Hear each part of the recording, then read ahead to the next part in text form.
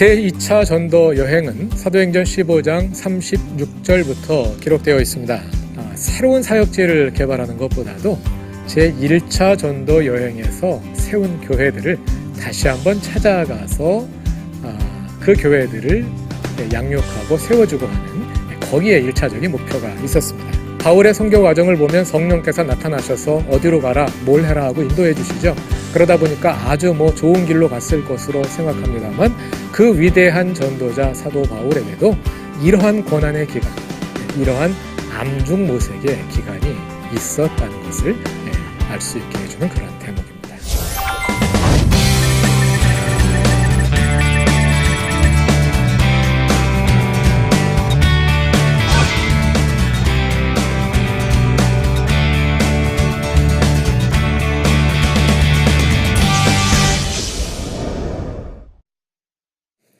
안녕하세요. 그루터기 교회 담임 목사 안용성입니다. 사도 바울의 전도 여행의 여정을 따라가며 사도행전의 이야기를 함께 읽어가고 있습니다. 오늘은 그 가운데 세 번째로 제3차 전도 여행과 그 후에 예루살렘으로 올라가는 바울의 이야기를 함께 살펴보도록 하겠습니다. 바울 이야기에 반복되는 주제와 패턴에 따라 제3차 전도 여행을 함께 살펴보겠습니다. 그 가운데 특히 사도행전 전체의 주제로 설정한 성령의 이끄심과 십자가 제자도, 이 주제가 사도 바울에게서 어떻게 나타나는지 거기에 주목해 보도록 하겠습니다. 사도행전에는 이런 주제와 패턴들이 반복되죠. 먼저 유대인과 이방인에게 복음을 전파하게 될 것이다. 그리고 그 과정에서 많은 고난을 당하여야 하리라. 고난이 마치 바울의 사명인 것처럼 언급되는 것을 보았는데요. 이 주제가 제3차 전도 여행에도 그대로 나타납니다. 또 사도행전에 나오는 제자들의 사역은 누가복음에 나오는 예수님의 사역의 패턴을 그대로 따라하죠. 그것은 하나님 나라의 복음을 말씀과 행동으로 선포하는 것입니다. 그것을 우리가 앞부분에서는 주로 예루살렘 교회의 이야기를 통해서 살펴보았습니다만 바울의 이야기에서도 그 패턴을 계속해서 확인할 수 있습니다. 오늘은 또 그 점에 주목해서 한 가지를 살펴보도록 하겠고요. 사도 바울의 이 전도 여행은 한 번 방문해서 교회를 한번 세우는 것으로 그치지 않고 다시 찾아가서 지속적으로 보살피는 것을 우리가 보아왔습니다. 제3차 전도 여행에는 특히 그 주제가 강하게 나타납니다. 함께 살펴보도록 하겠습니다. 제3차 전도 여행 전체를 지도와 함께 개괄해 보기로 하죠. 사도행전 18장 23절부터 3차 전도 여행 이야기가 기술됩니다. 그 가운데 23절은 바울이 안디옥을 떠나서 에베소까지 가는 과정이 단 한 절에 요약되어 있습니다. 갈라디아와 부르기아 땅을 다녀가며 제자들을 굳게 했다 하는 말씀이 기록되어 있습니다. 제자들을 굳게 했다는 이야기는 갈라디아와 부르기아 땅에 교회가 세워졌다는 이야기겠죠. 우리가 2차 전도 여행 과정에서 바울이 1차 전도 여행에서 세운 교회들을 돌아본 후에 아시아로 선교지를 옮기려 했는데 성령이 막으심으로 그때부터 굉장히 오랫동안 길을 헤매면서 방황하는 과정이 있지 않았습니까? 그때 바울이 갈라디아와 부르기아 땅을 다녀갔다 이렇게 말했는데요. 그냥 다녀갔을 뿐만 아니라 그 과정에서 이 지역에 교회를 세운 것 같습니다. 그래서 제3차 전도 여행에서 에베소로 가는 과정에서 그 교회들을 다시 돌아보았다 하는 말씀이 기록되어 있는 것입니다. 그래서 에베소에 도착하고 나서 에베소에서 이루어진 사역을 19장 전체를 할애해서 보고하고요. 다시 에베소 사역을 마치고 돌아오는 과정에서 제2차 전도 여행에서 세웠던 마케도니아의 교회들, 또 아가야 지역의 교회들을 살펴보게 됩니다. 그리고 나서부터 과정은 이제 예루살렘으로 돌아오는 과정입니다. 이 과정을 가리켜서 보통 바울의 제3차 전도 여행이라고 부릅니다만 과연 전도 여행이라는 표현이 맞는 것이냐 하는 그런 질문들이 이제 사도행전 연구자들에 의해서 제기됩니다. 이렇게 지도로 그려놓고 보면은 분명히 여행이 이루어진 것은 맞습니다. 그런데 이 여행 과정이 아주 간단하게 묘사돼요. 그래서 제3차 전도 여행은 선교의 기지를 또는 거점을 안디옥으로부터 에베소로 옮겼다고 보는 것이 옳지 않을까. 안디옥 교회가 바울과 바나바를 선교사로 파송하지 않았습니까? 그래서 안디옥이 그동안은 중심지였는데 이제 바울이 안디옥으로부터 에베소로 선교센터를 이전을 해서 에베소에서 이제 모든 사역을 하게 되는 거죠. 그리고 나서 바울은 다시 안디옥으로 돌아가지 않거든요. 제3차 전도 여행이 조금 다른 성격을 가지고 있음을 우리가 볼 수 있습니다. 그러면 에베소에서는 바울이 구체적으로 어떤 사역을 했었는지 한번 살펴보도록 하겠습니다. 바울 서신에 있는 내용들을 참조하면서 함께 살펴보려고 합니다. 바울은 주로 에베소에 머물면서 그곳에 새로운 교회들도 물론 세웠겠지만 그 이전에 세운 교회들을 관리하는 데 많은 힘을 들이는 것을 우리가 바울 서신을 통해서 볼 수가 있습니다. 어떤 방식으로 교회를 관리했느냐 하면은요, 첫 번째로 인적인 교류가 있었습니다.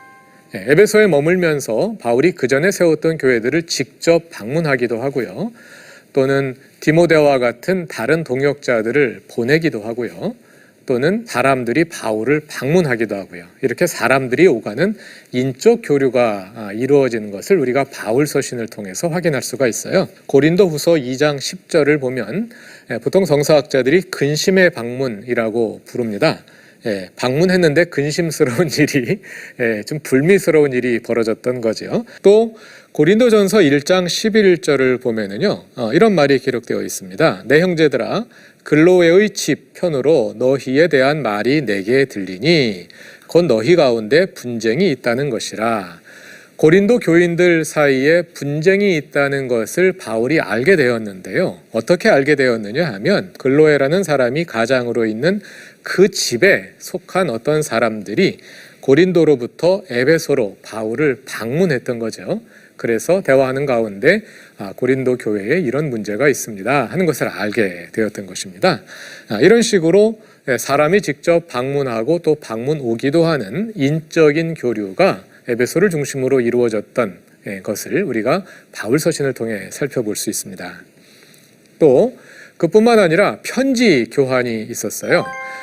바울이 여러 교회들의 편지를 보낸 것은 바울 서신으로 남아 있으니까 우리가 분명히 알 수 있고요. 뿐만 아니라 다른 편지들도 있었음을 우리가 알 수가 있습니다. 고린도 전서 5장 9절을 보면은요, 고린도 전서를 보내기 전에 바울이 고린도에 다른 편지를 보냈습니다. 성서학자들은 그 편지를 가리켜서 고린도 전전서라고 부릅니다.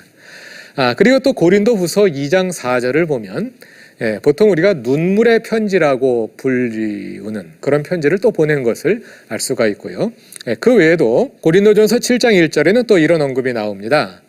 너희가 쓴 문제에 대하여 말하면, 고린도 교인들이 바울에게 편지를 써보낸 거예요. 고린도 교회에 이런 문제들이 있는데 이 문제를 어떻게 해결하면 좋겠습니까? 하는 식으로 편지를 교회가 바울에게 써보낸 이런 일들도 있었던 것을 알 수가 있는 거죠. 이렇게 편지를 써보내고 또 오고 이런 편지의 교환들이 있었다는 것을 우리가 엿볼 수가 있습니다.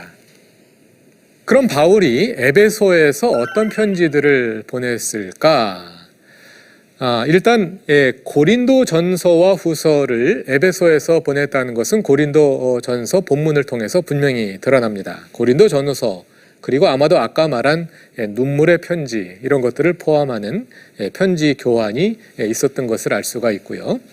또 아마도 골로새에 보낸 빌레몬서도 에베소에서 쓰지 않았을까, 대부분의 학자들이 이제 여기에 동의하고요. 그 외에도 갈라디아서와 빌립보서를 어디서 썼느냐, 여기에 대해서는 여러 논쟁들이 있습니다만 이 편지들도 에베소에서 썼을 것이다, 이렇게 보는 학자들이 많이 있습니다.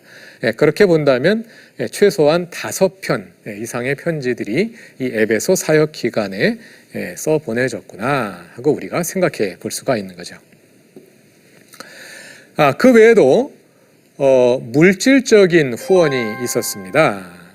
여러 교회들이 바울에게 헌금을 보내 후원을 한 거예요. 우리가 보통 바울은 자비랑 사역을 했다고 알고 있지 않습니까?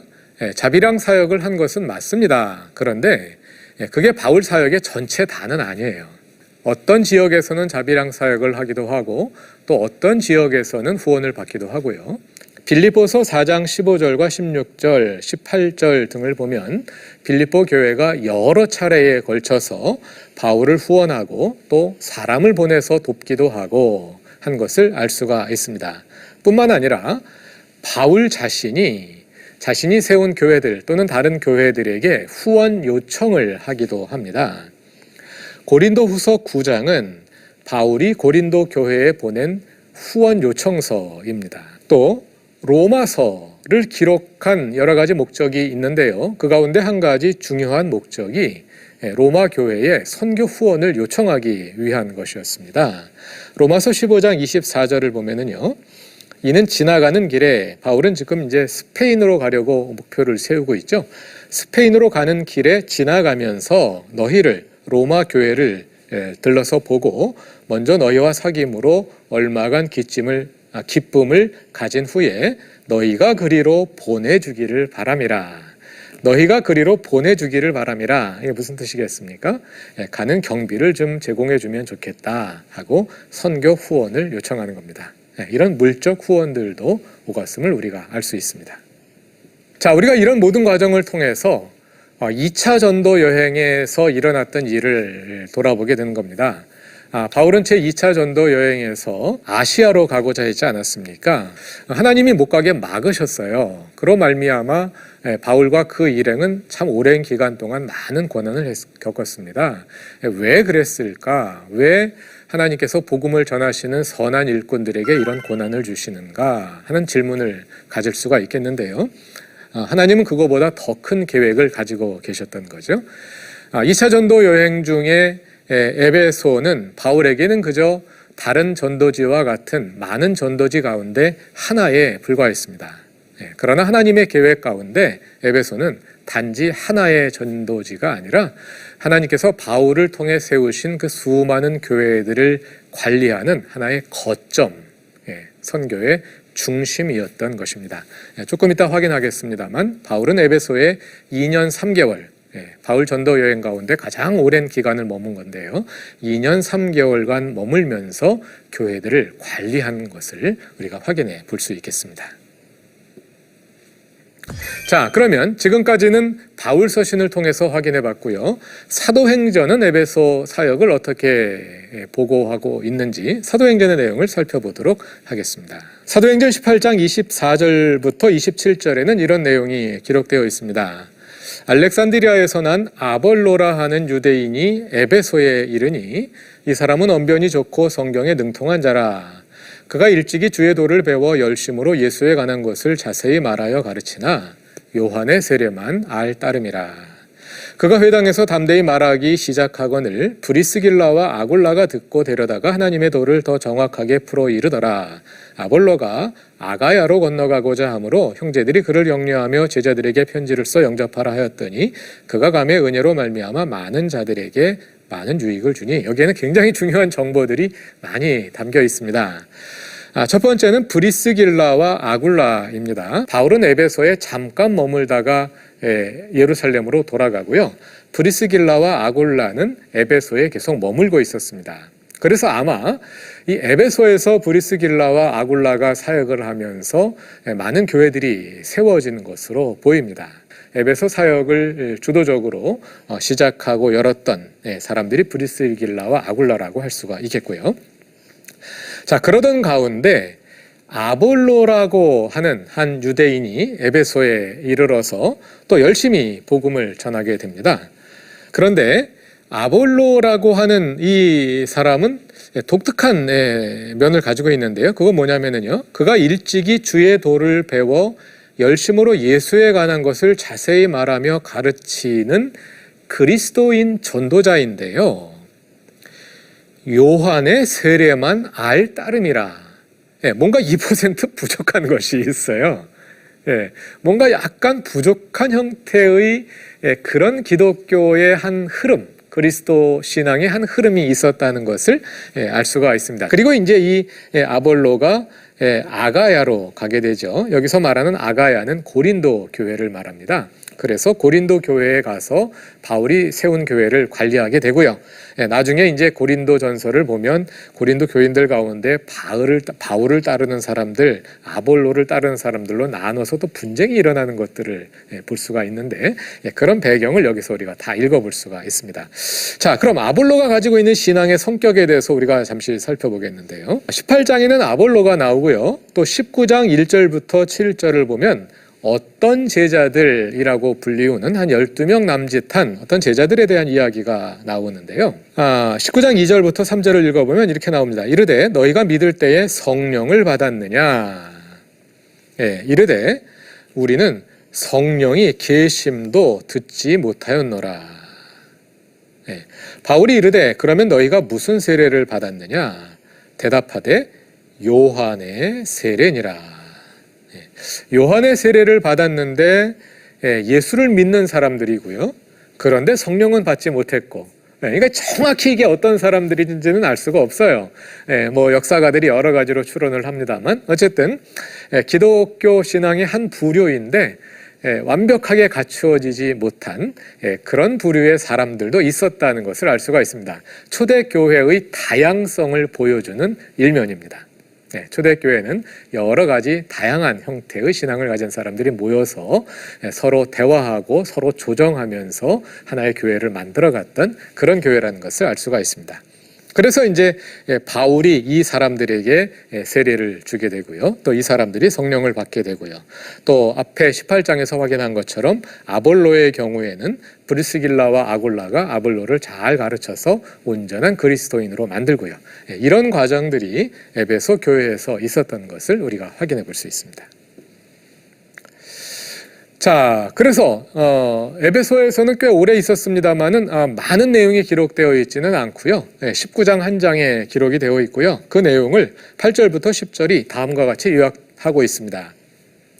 바울이 회당에 들어가 석 달 동안 담대히 하나님 나라에 관하여 강론하며 권면하되 어떤 사람들은 마음이 굳어 순종하지 않고 무리 앞에서 이도를 비방하거늘 바울이 그들을 떠나 제자들을 따로 세우고 두란노 서원에서 날마다 강론하니라. 2해 동안 이같이 하니 아시아에 사는 자는 유대인이나 헬라인이나 다 주의 말씀을 듣더라. 이게 또 중요한 정보들이 담겨 있습니다. 바울이 회당에서 석 달 동안 강론했고요. 또 두란노 서원에서 2해 동안 말씀을 가르쳤습니다. 그러니까 에베소에서 2년 3개월 머물렀구나 하는 것을 알 수 있게 되고요. 그럼 바울이 그곳에서 선포하고 가르친 중심 주제가 무엇이냐? 하나님의 나라였습니다. 사도행전의 중심 주제이죠. 사도행전은 하나님의 나라로 시작하고 하나님의 나라로 끝납니다. 그리고 그 가운데 있는 내용들은 부활을 증언한다, 부활의 증인이 된다 이렇게 말하지만 그 내용이 구체적으로 무엇이냐? 예수의 십자가와 부활과 주 되심을 포함하는 하나님 나라의 복음이다 하는 말씀을 드렸죠. 그것이 에베소에서도 역시 사도 바울의 선포의 핵심적인 내용이었습니다. 그리고 또 예루살렘 이야기에 나타났던 또 사도 바울의 이야기에 계속 나타났던 패턴이 반복됩니다. 예수님은 복음서에서 하나님의 나라를 말씀과 행동으로 선포하시죠. 예루살렘의 사도들도 그리했었죠. 사도 바울도 마찬가지입니다. 복음을 말씀으로 선포할 뿐만 아니라 행동으로 보여줍니다. 특히 사도행전 19장 11절부터 12절을 보면 사도 바울에게는 매우 큰 능력이 나타났다는 것을 알 수가 있는데요. 하나님이 바울의 손으로 놀라운 능력을 행하게 하시니 심지어 사람들이 바울의 몸에서 손수건이나 앞치마를 가져다가 병든 사람에게 얹으면 그 병이 떠나고 악귀도 나가더라. 이런 모습을 볼 수가 있습니다. 그리고 또 마찬가지로 다른 지역에서 있었던 것과 같은 고난들이 또 에베소에서도 바울에게 닥치게 됩니다. 특히 이방인의 위험이라고 부를 수 있는 그런 고난이 에베소에서도 있었는데요. 아데미 여신을 제작해서 수입을 올리는 데메드리오라는 사람이 있었습니다. 사도 바울이 우상은 신이 아니라고 가르치거든요. 가만히 보니까 자기들의 사업의 근거가 흔들리게 되는 이제 위험한 상황이 벌어진다고 이제 판단을 한 거예요. 데메드리오라는 사람이 자신들의 동업자들을 불러 모아서 시위를 벌입니다. 그래서 마치 사도 바울이 매우 불온한 사상을 전파하는 사람인 것처럼, 그래서 사도 바울이 고난을 당하는 그런 내용이 이제 에베소 사역 가운데 기록되어 있는 것을 볼 수가 있습니다. 빌립보에서와 비슷한 일이 일어난 거죠. 빌립보에서도 귀신 들린 여종이 점을 쳐서 주인의 수입원이 되었는데 귀신을 쫓아내므로 수입이 없어지니까 그로 인해서 이제 소란을 일으키는 모습을 볼 수가 있죠.